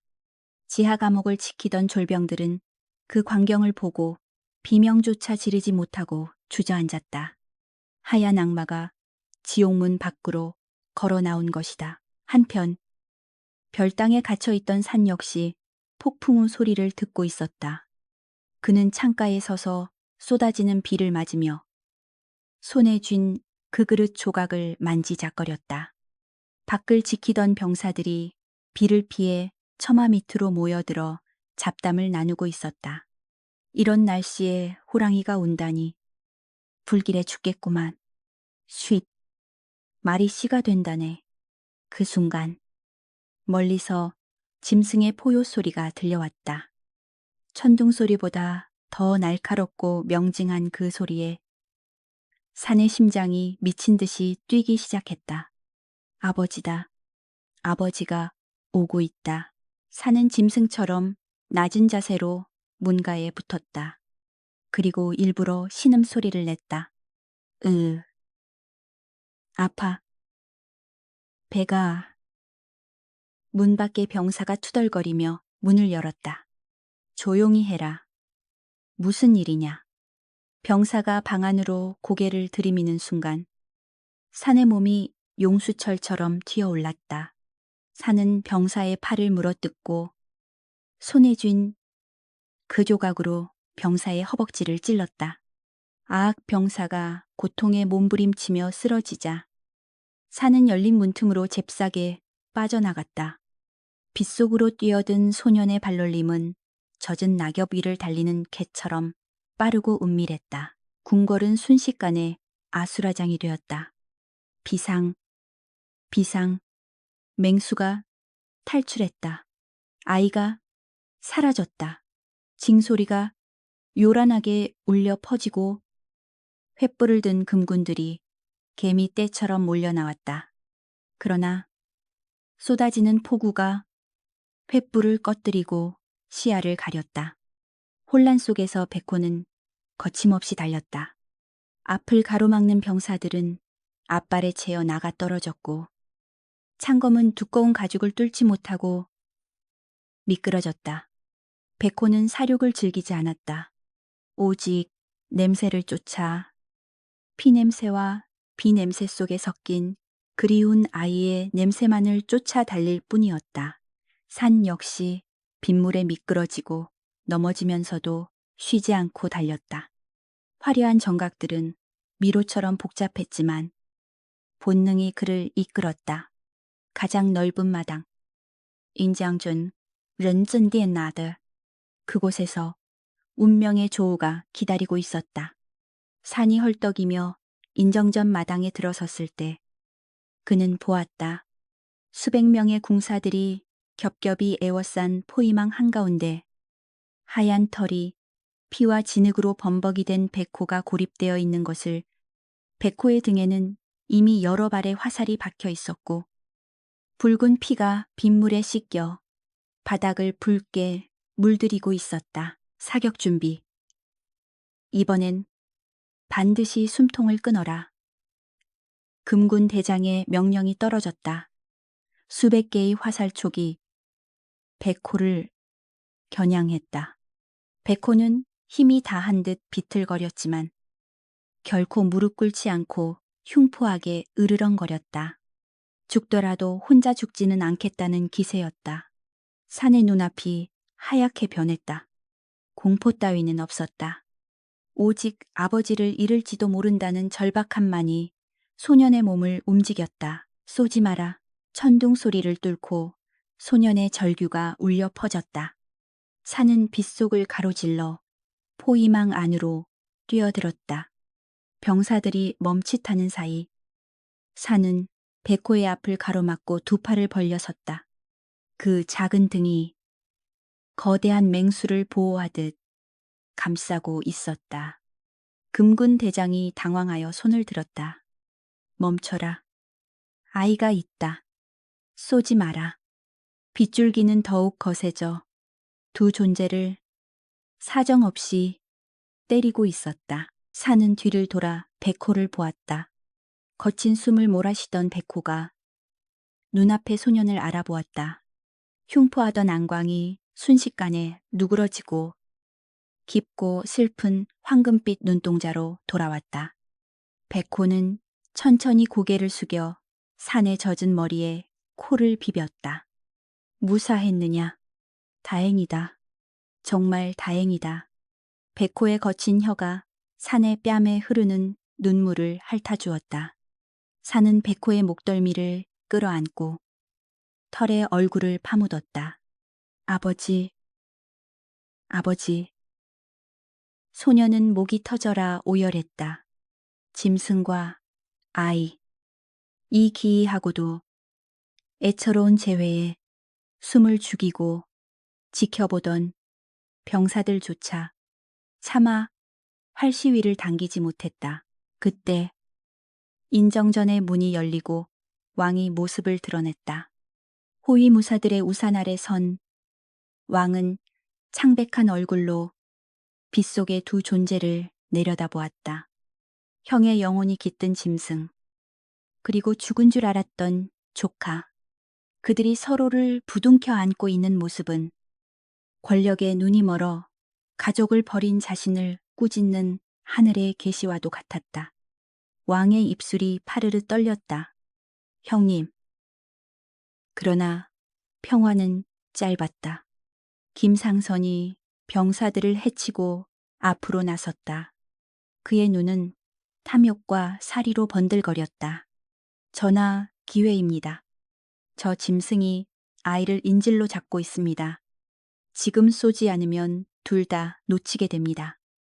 역적의 싹을 잘라내야 합니다. 그는 왕의 죄책감이 망설임으로 변하기 전에 상황을 종료시키려 했다. 무엇들 하느냐 어명이시다. 쏴라. 김상선이 왕의 허락도 없이 거짓 명령을 내렸다. 병사들이 머뭇거리며 다시 활을 겨누었다. 산은 백호의 품 안으로 더 깊숙이 파고들었다. 죽어도 함께 죽으리라. 백호가 산을 자신의 배 밑으로 감추며 몸을 웅크렸다. 인간의 화살 따위는 두렵지 않았다. 다만 이 아이를 지키지 못하고 가는 것이 한스러울 뿐이었다. 백호가 하늘을 향해 마지막이 될지도 모를 포효를 내질렀다. 크아, 아, 앙. 그 순간 번개가 인정전 앞들에 오래된 회화나무를 내리쳤다. 화광 거대한 나무가 불타오르며 쓰러져 병사들의 대열을 덮쳤다. 혼비백산하여 대열이 무너진 틈을 타 묘한 기류가 흘렀다. 궁궐 담장 너머에서, 아니 어쩌면 하늘에서부터 또 다른 무리들이 나타나기 시작한 것이다. 산과 백호의 편이 되어줄, 혹은 이 진흙탕 싸움을 끝내줄 제3의 존재들이 움직이기 시작했다. 비는 그칠 줄 모르고 쏟아졌다. 핏물과 빗물이 뒤섞여 흐르는 인정전 마당에서 소녀는 짐승의 눈을 바라보며 다짐했다. 누구도 우리를 갈라놓을 수 없다. 설령 그것이 왕이라 할지라도 산의 눈빛은 이제 완벽한 군주진주의 눈빛으로 변해 있었다. 폭풍우 속의 재회는 끝이 아니라 거대한 반격의 서막이었다. 인정전 앞마당에 내리꽂힌 벼락은 단순한 천재지변이 아니었다. 불타는 회화나무가 뿜어내는 매캐한 연기와 굵은 빗줄기가 뒤섞여 시야를 흐리는 가운데 왕은 홀린 듯 빗속으로 발을 내디뎠다. 호위무사들이 다급하게 우산을 받쳐 들려했으나 왕은 손을 들어 그들을 제지했다. 왕의 시선은 오직 하나. 산을 품에 안고 웅크린 채 자신을 올려다보는 백호의 눈동자에 고정되어 있었다. 전하 위험합니다. 물러 서시옵소서. 김상선이 다급하게 앞을 가로막았지만 왕은 그를 거칠게 밀쳐냈다. 왕이 떨리는 걸음으로 다가오자 산은 본능적으로 백호의 앞을 가로막으며 날카롭게 노려보았다. 그러나 백호는 오히려 산의 어깨를 앞발로 부드럽게 누르며 비키라는 신호를 보냈다. 짐승의 거친 숨소리 사이로 묘한 안도감이 묻어났다. 백호는 절뚝거리는 다리로 힘겹게 몸을 일으켜 세웠다. 그리고 놀랍게도 왕을 향해 앞무릎을 꿇고 고개를 조아렸다. 그것은 짐승이 인간에게 복종하는 자세가 아니었다. 신하가 군주에게 혹은 형이 아우에게 보내는 애틋한 예리였다. 그 모습을 본 왕의 다리가 풀렸다. 털썩. 진흙탕에 주저앉은 왕의 눈에서 뜨거운 눈물이 쏟아져 빗물과 섞였다. 형님, 정녕 형님이십니까? 이 못난 아우를 보러 오신 것입니까? 왕의 통곡이 빗소리를 뚫고 울려 퍼졌다. 백호는 슬픈 눈으로 왕을 응시했다. 그 순간 왕의 머릿속으로 환영이 밀려들었다. 8년 전 차가운 사약을 마시며 피를 토하던 형의 마지막 모습, 그리고 죽어가면서도 자신을 원망하기는커녕 부디 성군이 되어라. 내 아이만은 살려다오라고 유언을 남기던 형의 목소리가 생생하게 되살아났다. 모든 것이 명확해졌다. 당시 세자는 영모를 꾀한 것이 아니었다. 그것은 권력을 탐하던 김상선과 외척 세력들이 꾸며낸 조작된 증거였다. 나약했던 자신은 그 거짓에 속아 형을 죽음으로 내몰고 왕좌를 차지했던 것이다. 죄책감과 회한이 쓰나미처럼 밀려와 왕의 심장을 난도질했다. 백호는 나직하게 그르렁거렸다. 그것은 질책이 아니라 이제라도 알았으니 되었다는 용서의 위로였다. 왕은 비틀거리며 일어나 뒤를 돌아보았다. 그의 눈빛은 방금 전까지의 유약한 왕이 아니었다. 분노로 이글거리는 용의 눈이었다. 왕은 떨고 있는 김상선을 향해 손가락질하며 천둥 같은 목소리로 외쳤다. 내 이놈, 내 놈이 나를 속였구나. 영모는 세자가 아니라 내 놈들이 꾸민 것이었어. 왕의 일갈에 병사들이 동요하기 시작했다. 진실의 무게는 칼보다 무거웠다. 금군들조차 칼끝을 어디로 향해야 할지 몰라 서로의 눈치만 살폈다. 궁지에 몰린 김상선의 얼굴이 일그러졌다. 그는 더 이상 숨길 것이 없다는 듯 비릿한 웃음을 터뜨렸다. 전하, 정신 차리시옵소서. 저것은 요물입니다. 짐승의 환술, 마법에 걸려 헛소리를 하시는 것입니다. 그는 품속에서 붉은 신호탄을 꺼내 하늘로 쏘아 올렸다. 피유 우웅, 펑, 붉은 불꽃이 밤하늘을 수놓자. 궁궐 담장 너머에서 대기하고 있던 김상선의 사병들이 함성을 지르며 난입하기 시작했다. 왕이 미쳤다. 요물에 홀린 왕을 패하고 나라를 구하라. 그것은 명백한 반역 쿠데타이었다. 김상선은 처음부터 이 사태를 대비해 역모를 준비하고 있었던 것이다. 아수라장이 된 인정전 마당. 충성스러운 금군과 반란군이 뒤엉켜 칼부림이 시작되었다. 지켜라, 전하를 지켜라. 비명과 쇠 부딪히는 소리가 빗소리를 덮어버렸다. 산은 멍하니 서 있는 왕을 향해 소리쳤다. 할아버님 피하세요. 할아버님이라는 그 낯선 호칭이 왕의 정신을 번쩍 들게 했다. 반란군의 칼이 왕의 목을 노리고 날아들었다.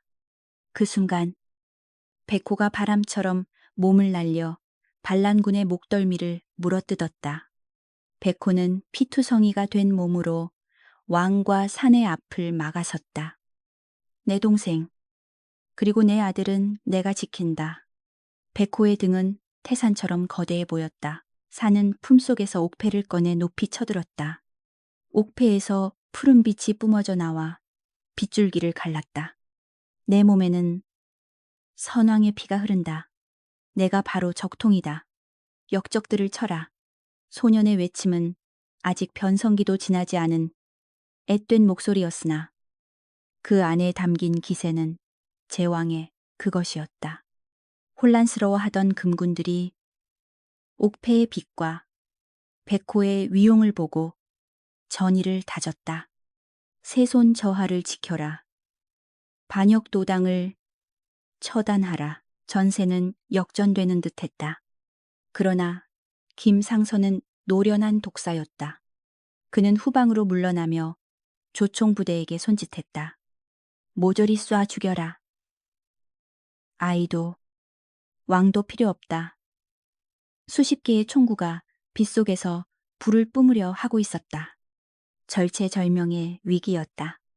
백호는 이미 너무 많은 피를 흘려서 있을 힘조차 없었다. 왕은 주저앉아 오열할 뿐이었다. 이제 모든 짐을 짊어져야 할 사람은 오직 산 하나뿐이었다. 산은 바닥에 떨어진 장검을 주워 들었다. 자신의 키만한 무거운 검이었지만 그는 두 손으로 단단히 검을 쥐었다. 7년 전 나약하게 버려졌던 아이는 이제 없다. 그는 백호의 아들이자 조선의 세손으로서 운명에 맞설 준비를 마쳤다. 빗물에 젖은 그의 머리카락이 얼굴에 달라붙었지만 눈빛만은 별처럼 빛났다. 아버지는 제가 지킵니다.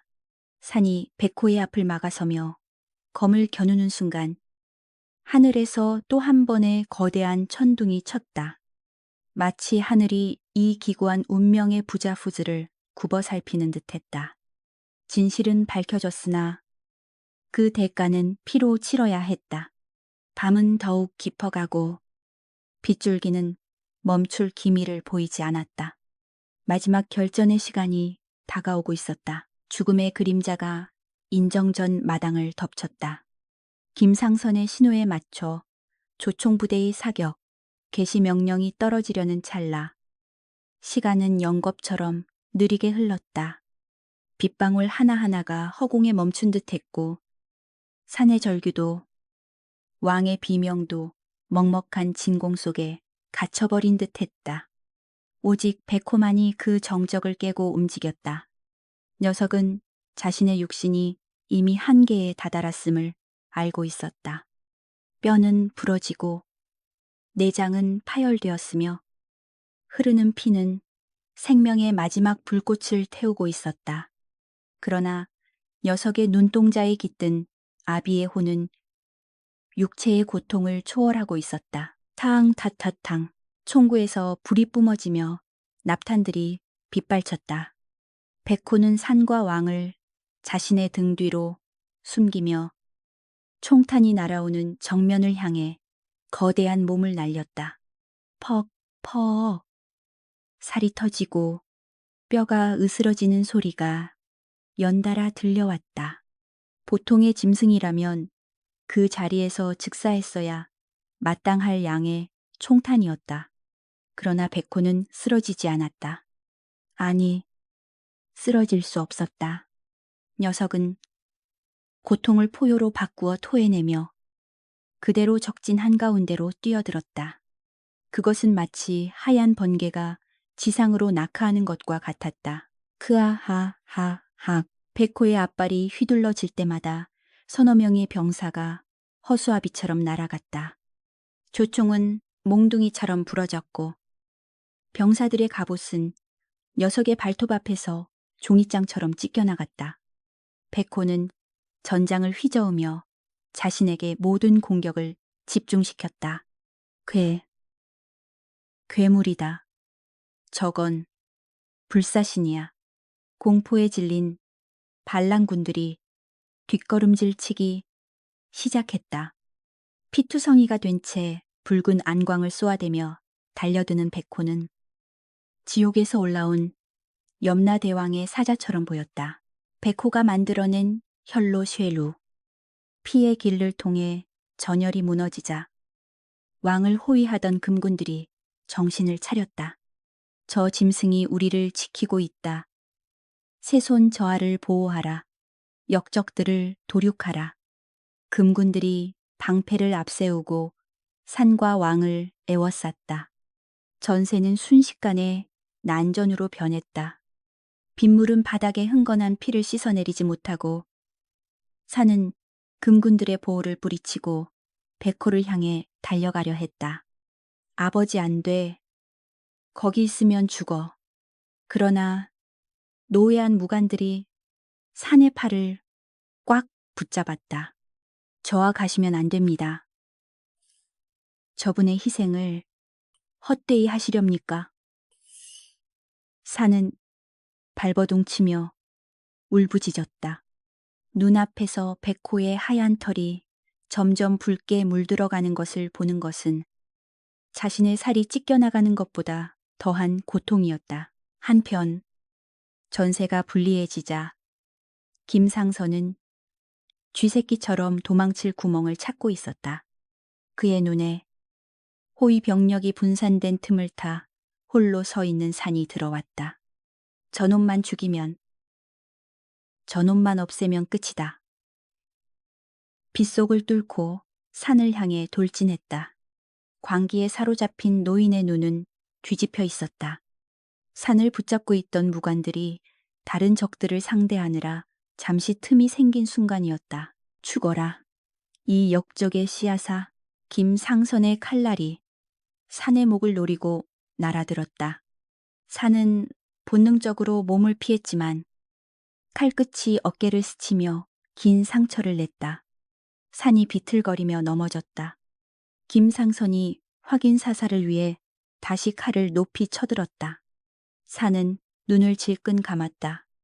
그때였다. 크르르릉. 천지를 뒤흔드는 굉음과 함께 거대한 그림자가 김상선을 덮쳤다. 백호였다. 온몸이 벌집처럼 뚫린 상태에서도 백호는 아들에게 닥친 마지막 위협을 감지하고 날아온 것이었다. 백호의 거대한 앞발이 김상선의 가슴을 강타했다. 우두둑 흉골이 부서지는 끔찍한 소리와 함께 김상선은 피를 토하며 몇 장, 약 몇 미터 밖으로 튕겨나갔다. 그는 바닥에 처박혀 경련을 일으키다. 공포에 질린 눈으로 백호를 올려다보며 단말마에 비명을 질렀다. 백호는 더 이상 자비가 없었다. 녀석의 날카로운 송곳니가 악인의 숨통을 끊어버렸다. 모든 것이 끝났다. 적들의 우두머리가 죽자 반란군들은 무기를 버리고 투항하거나 뿔뿔이 흩어졌다. 빗줄기는 점점 가늘어지고 있었다. 승리의 함성 대신 무거운 침묵만이 인정전 마당을 감돌았다. 백호는 김상선의 시체 위에 우뚝 서서 주위를 둘러보았다. 더 이상 아이를 해칠 자가 없음을 확인한 순간 팽팽하게 당겨져 있던 생명의 끈이 툭 하고 끊어졌다. 거대한 산이 무너지듯 백호의 몸이 옆으로 쓰러졌다. 쿵. 돼지가 울렸다. 산은 비틀거리며 일어나 백호에게 기어갔다. 아버지, 아버지. 산의 목소리는 떨리고 있었다. 백호의 몸은 난로처럼 뜨거웠지만 숨소리는 꺼져가는 촛불처럼 위태로웠다. 산은 피범벅이 된 백호의 머리를 자신의 무릎에 올렸다. 자신의 옷소매로 백호의 눈을 가린 피를 닦아내 주었다. 백호가 힘겹게 눈을 떴다. 황금빛으로 타오르던 안광은 이제 촛농처럼 흐릿해져 있었지만 그 안에 담긴 따스함만은 여전했다. 백호, 아니, 현 세자의 영혼은 흐릿해지는 시야 너머로 훌쩍 자란 아들의 얼굴을 담았다. 미안하구나. 더 오래 곁에 있어주지 못해서, 인간의 몸으로 한 번 안아주지 못해서. 말은 전해지지 않았으나 백호가 산의 손등에 뺨을 비비는 것으로 그 마음은 온전히 전달되었다. 왕이 절뚝거리며 다가와 백호 앞에 무릎을 꿇었다. 형님, 부디 저를 용서치 마소서. 제가 죄인입니다. 왕은 형의, 아니, 짐승의 피 묻은 발을 잡고 오열했다. 백호는 왕을 향해 시선을 돌렸다. 원망은 없었다. 다만 부탁한다는 듯 눈짓으로 산을 가리켰다. 왕은 굵은 눈물을 흘리며 고개를 끄덕였다. 약속드립니다. 제 목숨을 바쳐서라도 이 아이를 지키고 형님의 명예를 되찾겠습니다. 백호는 마지막으로 산을 바라보았다. 7년 전, 눈 덮인 태백산에서 처음 만났던 그 작고 여린 생명. 이제는 어엿한 소년이 되어 슬픔을 딛고 일어서려는 강인한 눈빛을 하고 있었다. 그것으로 충분했다. 아비의 소임은 여기까지였다. 백호의 입가에 옅은 미소 같은 것이 스쳤다. 녀석은 깊은 숨을 한 번 들이마셨다. 비 냄새, 흙 냄새, 그리고 사랑하는 아들의 냄새, 그 모든 것을 가슴에 품고 백호는 천천히 눈을 감았다. 가슴의 격한 움직임이 멈추고 뜨거웠던 체온이 식어가기 시작했다. 아, 아, 아, 아. 산은 백호의 주검을 끌어안고 하늘을 향해 울부짖었다. 그 소리는 짐승의 포효보다 더 처절하고 인간의 통곡보다 더 짐승 같았다. 비가 그친 밤하늘, 구름 사이로 달빛이 내려와 죽은 백호와 울고 있는 소년을 비추었다. 하얀 털은 핏빛으로 물들었지만 달빛을 받은 백호의 모습은 마치 승천하는 용처럼 성스럽고 평온해 보였다. 금군들과 내관들, 궁녀들까지 모두 바닥에 엎드려 죽은 영물 링우과 어린 새손을 향해 예를 갖추었다. 그것은 한 시대의 비극적인 종말이자 새로운 왕의 탄생을 알리는 묵념이었다. 산은 흐르는 눈물을 닦지 않았다. 그는 백호의 식어가는 몸에 얼굴을 묻고 속삭였다. 편히 쉬세요. 아버지, 이제 산으로, 고향으로 보내드릴게요. 소년의 눈물 젖은 눈동자 깊은 곳에서 슬픔을 넘어선 서늘한 기백이 자라나고 있었다. 태백의 호랑이는 죽었으나 그 호랑이가 키운 아이는 이제 조선이라는 거대한 숲을 호령할 진짜 호랑이가 되어가고 있었다. 10년의 세월이 흘렀다. 강산이 한 번 변한다는 그 시간 동안 조선의 산하 산과 강에도 많은 변화가 있었다. 부패했던 조정은 정화되었고 억울하게 죽은 자들의 명예는 회복되었다.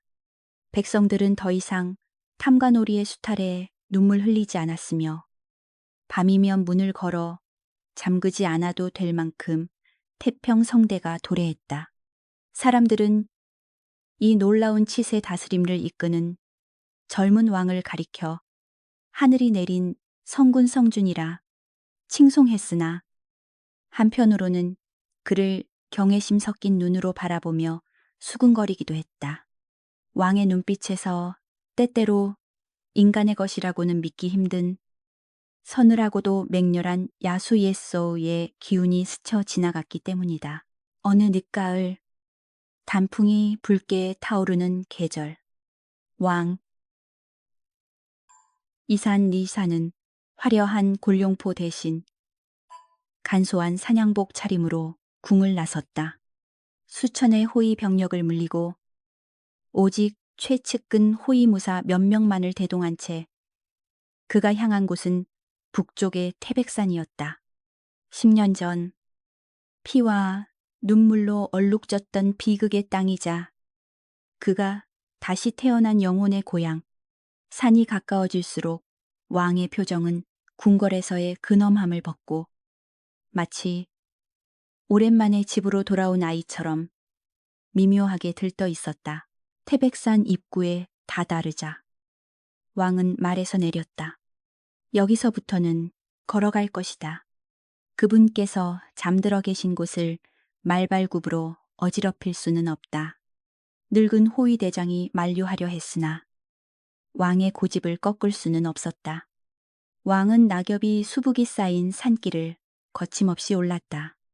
험준한 산세였지만 왕의 발걸음은 평지를 걷는 듯 가볍고 익숙했다. 숲의 바람이 불어와 왕의 옷자락을 흔들 때마다 그는 깊은 숨을 들이마시며 숲의 내음을 폐부 깊숙이 채워 넣었다. 흙 냄새, 나무 냄새, 그리고 그리운 짐승의 냄새. 그것은 그에게 살아있음을 느끼게 해주는 유일한 향기였다. 산 중턱, 기암 괴석이 병풍처럼 둘러친 양지 바른 곳에 초라하지만 정갈한 무덤 하나가 있었다. 봉분 앞에는 비석 대신 거대한 자연석 하나가 세워져 있었는데 거기에는 왕이 직접 칼로 새긴 글자가 박혀 있었다. 태베산 공지며 타이발산 준즈무 조성의 진정 한수 호신. 여기 잠들다. 왕은 무덤 앞에 무릎을 꿇었다. 가져온 호리병을 열어 맑은 청주를 무덤 주위에 뿌렸다. 술 냄새가 바람을 타고 퍼져나갔다. 아버지, 산이가 왔습니다. 왕의 목소리는 떨리고 있었다. 만인지상, 만 사람의 위의 자리에 올랐으나 이 무덤 앞에서 그는 여전히 10년 전 춥고 배고팠던 산속의 아이일 뿐이었다. 보고 싶습니다. 꿈속에서라도 한 번만, 단 한 번만이라도 그 따뜻한 등을 내어주신다면 소원이 없겠습니다. 왕은 품속에서 낡고 헤어진 물건 하나를 꺼내 무덤 위에 올려놓았다. 그것은 어릴 적 자신이 가지고 놀던 백호가 물어다 주었던 짐승의 뼈 장난감이었다. 궁궐은 화려하지만 춥습니다. 신하들은 저에게 머리를 조아리지만 그들의 마음 속에는 욕망이 꿈틀거립니다. 그럴 때마다 아버지가 가르쳐 주신 숲의 법을 떠올립니다. 불필요한 살생은 하지 않되 위협이 되는 자는 단호하게 응징하는 법을요. 왕은 쓸쓸하게 웃었다. 그래서 사람들은 저를 호랑이 왕이라 부릅니다. 그때였다. 숲의 정막을 깨고 갑자기 거센 바람이 불어왔다. 나뭇가지들이 격렬하게 흔들리고 쌓여있던 낙엽들이 회오리치며 하늘로 솟구쳤다. 호위무사들이 긴장하여 칼자루에 손을 댔지만 왕은 손을 들어 그들을 제지했다. 왕은 느낄 수 있었다. 이 바람이 단순한 자연현상이 아님을 따뜻하고 거대한 기운이 그를 감싸 안고 있었다. 마치 거친 혀가 뺨을 핥는 듯한 투박한 앞발이 어깨를 툭 치는 듯한 익숙한 감각. 오셨습니까? 왕의 눈에서 눈물이 흘러내렸다. 바람 소리 사이로 환청인 듯 실제인 듯 낮고 묵직한 소리가 들려왔다. 그르르릉. 그것은 만족스러운 웃음소리였다. 왕은 고개를 들어 산의 정상을 바라보았다. 저녁 노을이 붉게 물든 산마루. 그 눈부신 역광 속에서 거대한 실루엣이 어른거렸다. 집채만한 몸집, 펄럭이는 하얀 털, 그리고 세상을 굽어보는 황금빛 눈동자. 백호였다. 육신은 흙으로 돌아갔으나 그 영혼은 산신산선이 되어 여전히 이 산과 자신의 아들이 다스리는 나라를 지키고 있었던 것이다. 백호의 환영은 왕을 향해 한 번 길게 포효했다. 어흥, 그 소리는 슬픔이 아닌 자랑스러움과 격려가 담긴 우렁찬 외침이었다. 잘 컸다. 내 새끼, 두려워 마라. 내가 언제나 내 뒤에 있을 것이다. 포효 소리는 산맥을 타고 넘어가 한양, 도성까지, 아니 조선팔도 방방곡곡으로 퍼져나가는 듯했다. 왕은 자리에서 일어나 옷매무새를 바로 했다. 눈물을 닦아낸 그의 얼굴에는 더 이상 외로움이나 슬픔이 남아있지 않았다. 대신 태산처럼 흔들리지 않는 군주의 위엄만이 가득했다. 왕은 산 정상을 향해 깊이 허리 숙여 절을 올렸다. 가겠습니다. 아버지, 부디 이 나라의 산천이 되어 만 백성을 굽어 살피소서. 저 또한 인간 세상에서 아버지의 뜻을 이어가겠나이다. 왕이 산을 내려가는 뒷모습은 전보다 훨씬 크고 단단해 보였다. 해가 완전히 저물고 어둠이 깔린 태백산. 그러나 무덤가는 어둡지 않았다. 밤하늘의 별들이 유난히 밝게 빛나며 그곳을 비추고 있었고 어디선가 날아온 반딧불이들이 춤을 추듯 비석 주위를 맴돌았다.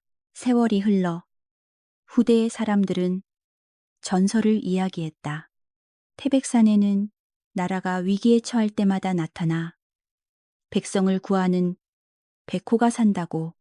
그리고 그 백호가 지켜낸 아이가 성군이 되어 나라를 태평성대로 이끌었다고. 버려진 아이를 지켜선 백호. 아무도 그 이유를 알지 못했다. 하지만 이제 세상 모든 이가 그 이유를 알게 되었다. 그것은 짐승의 가죽을 쓴 세상에서 가장 위대한 아버지의 사랑이었음을. 태백의 바람 속에 영원히 섞여 흐르는 그 포효 소리는 오늘도 잠들지 못하는 이들의 곁을 지키는 자장가가 되어 울려 퍼지고 있었다.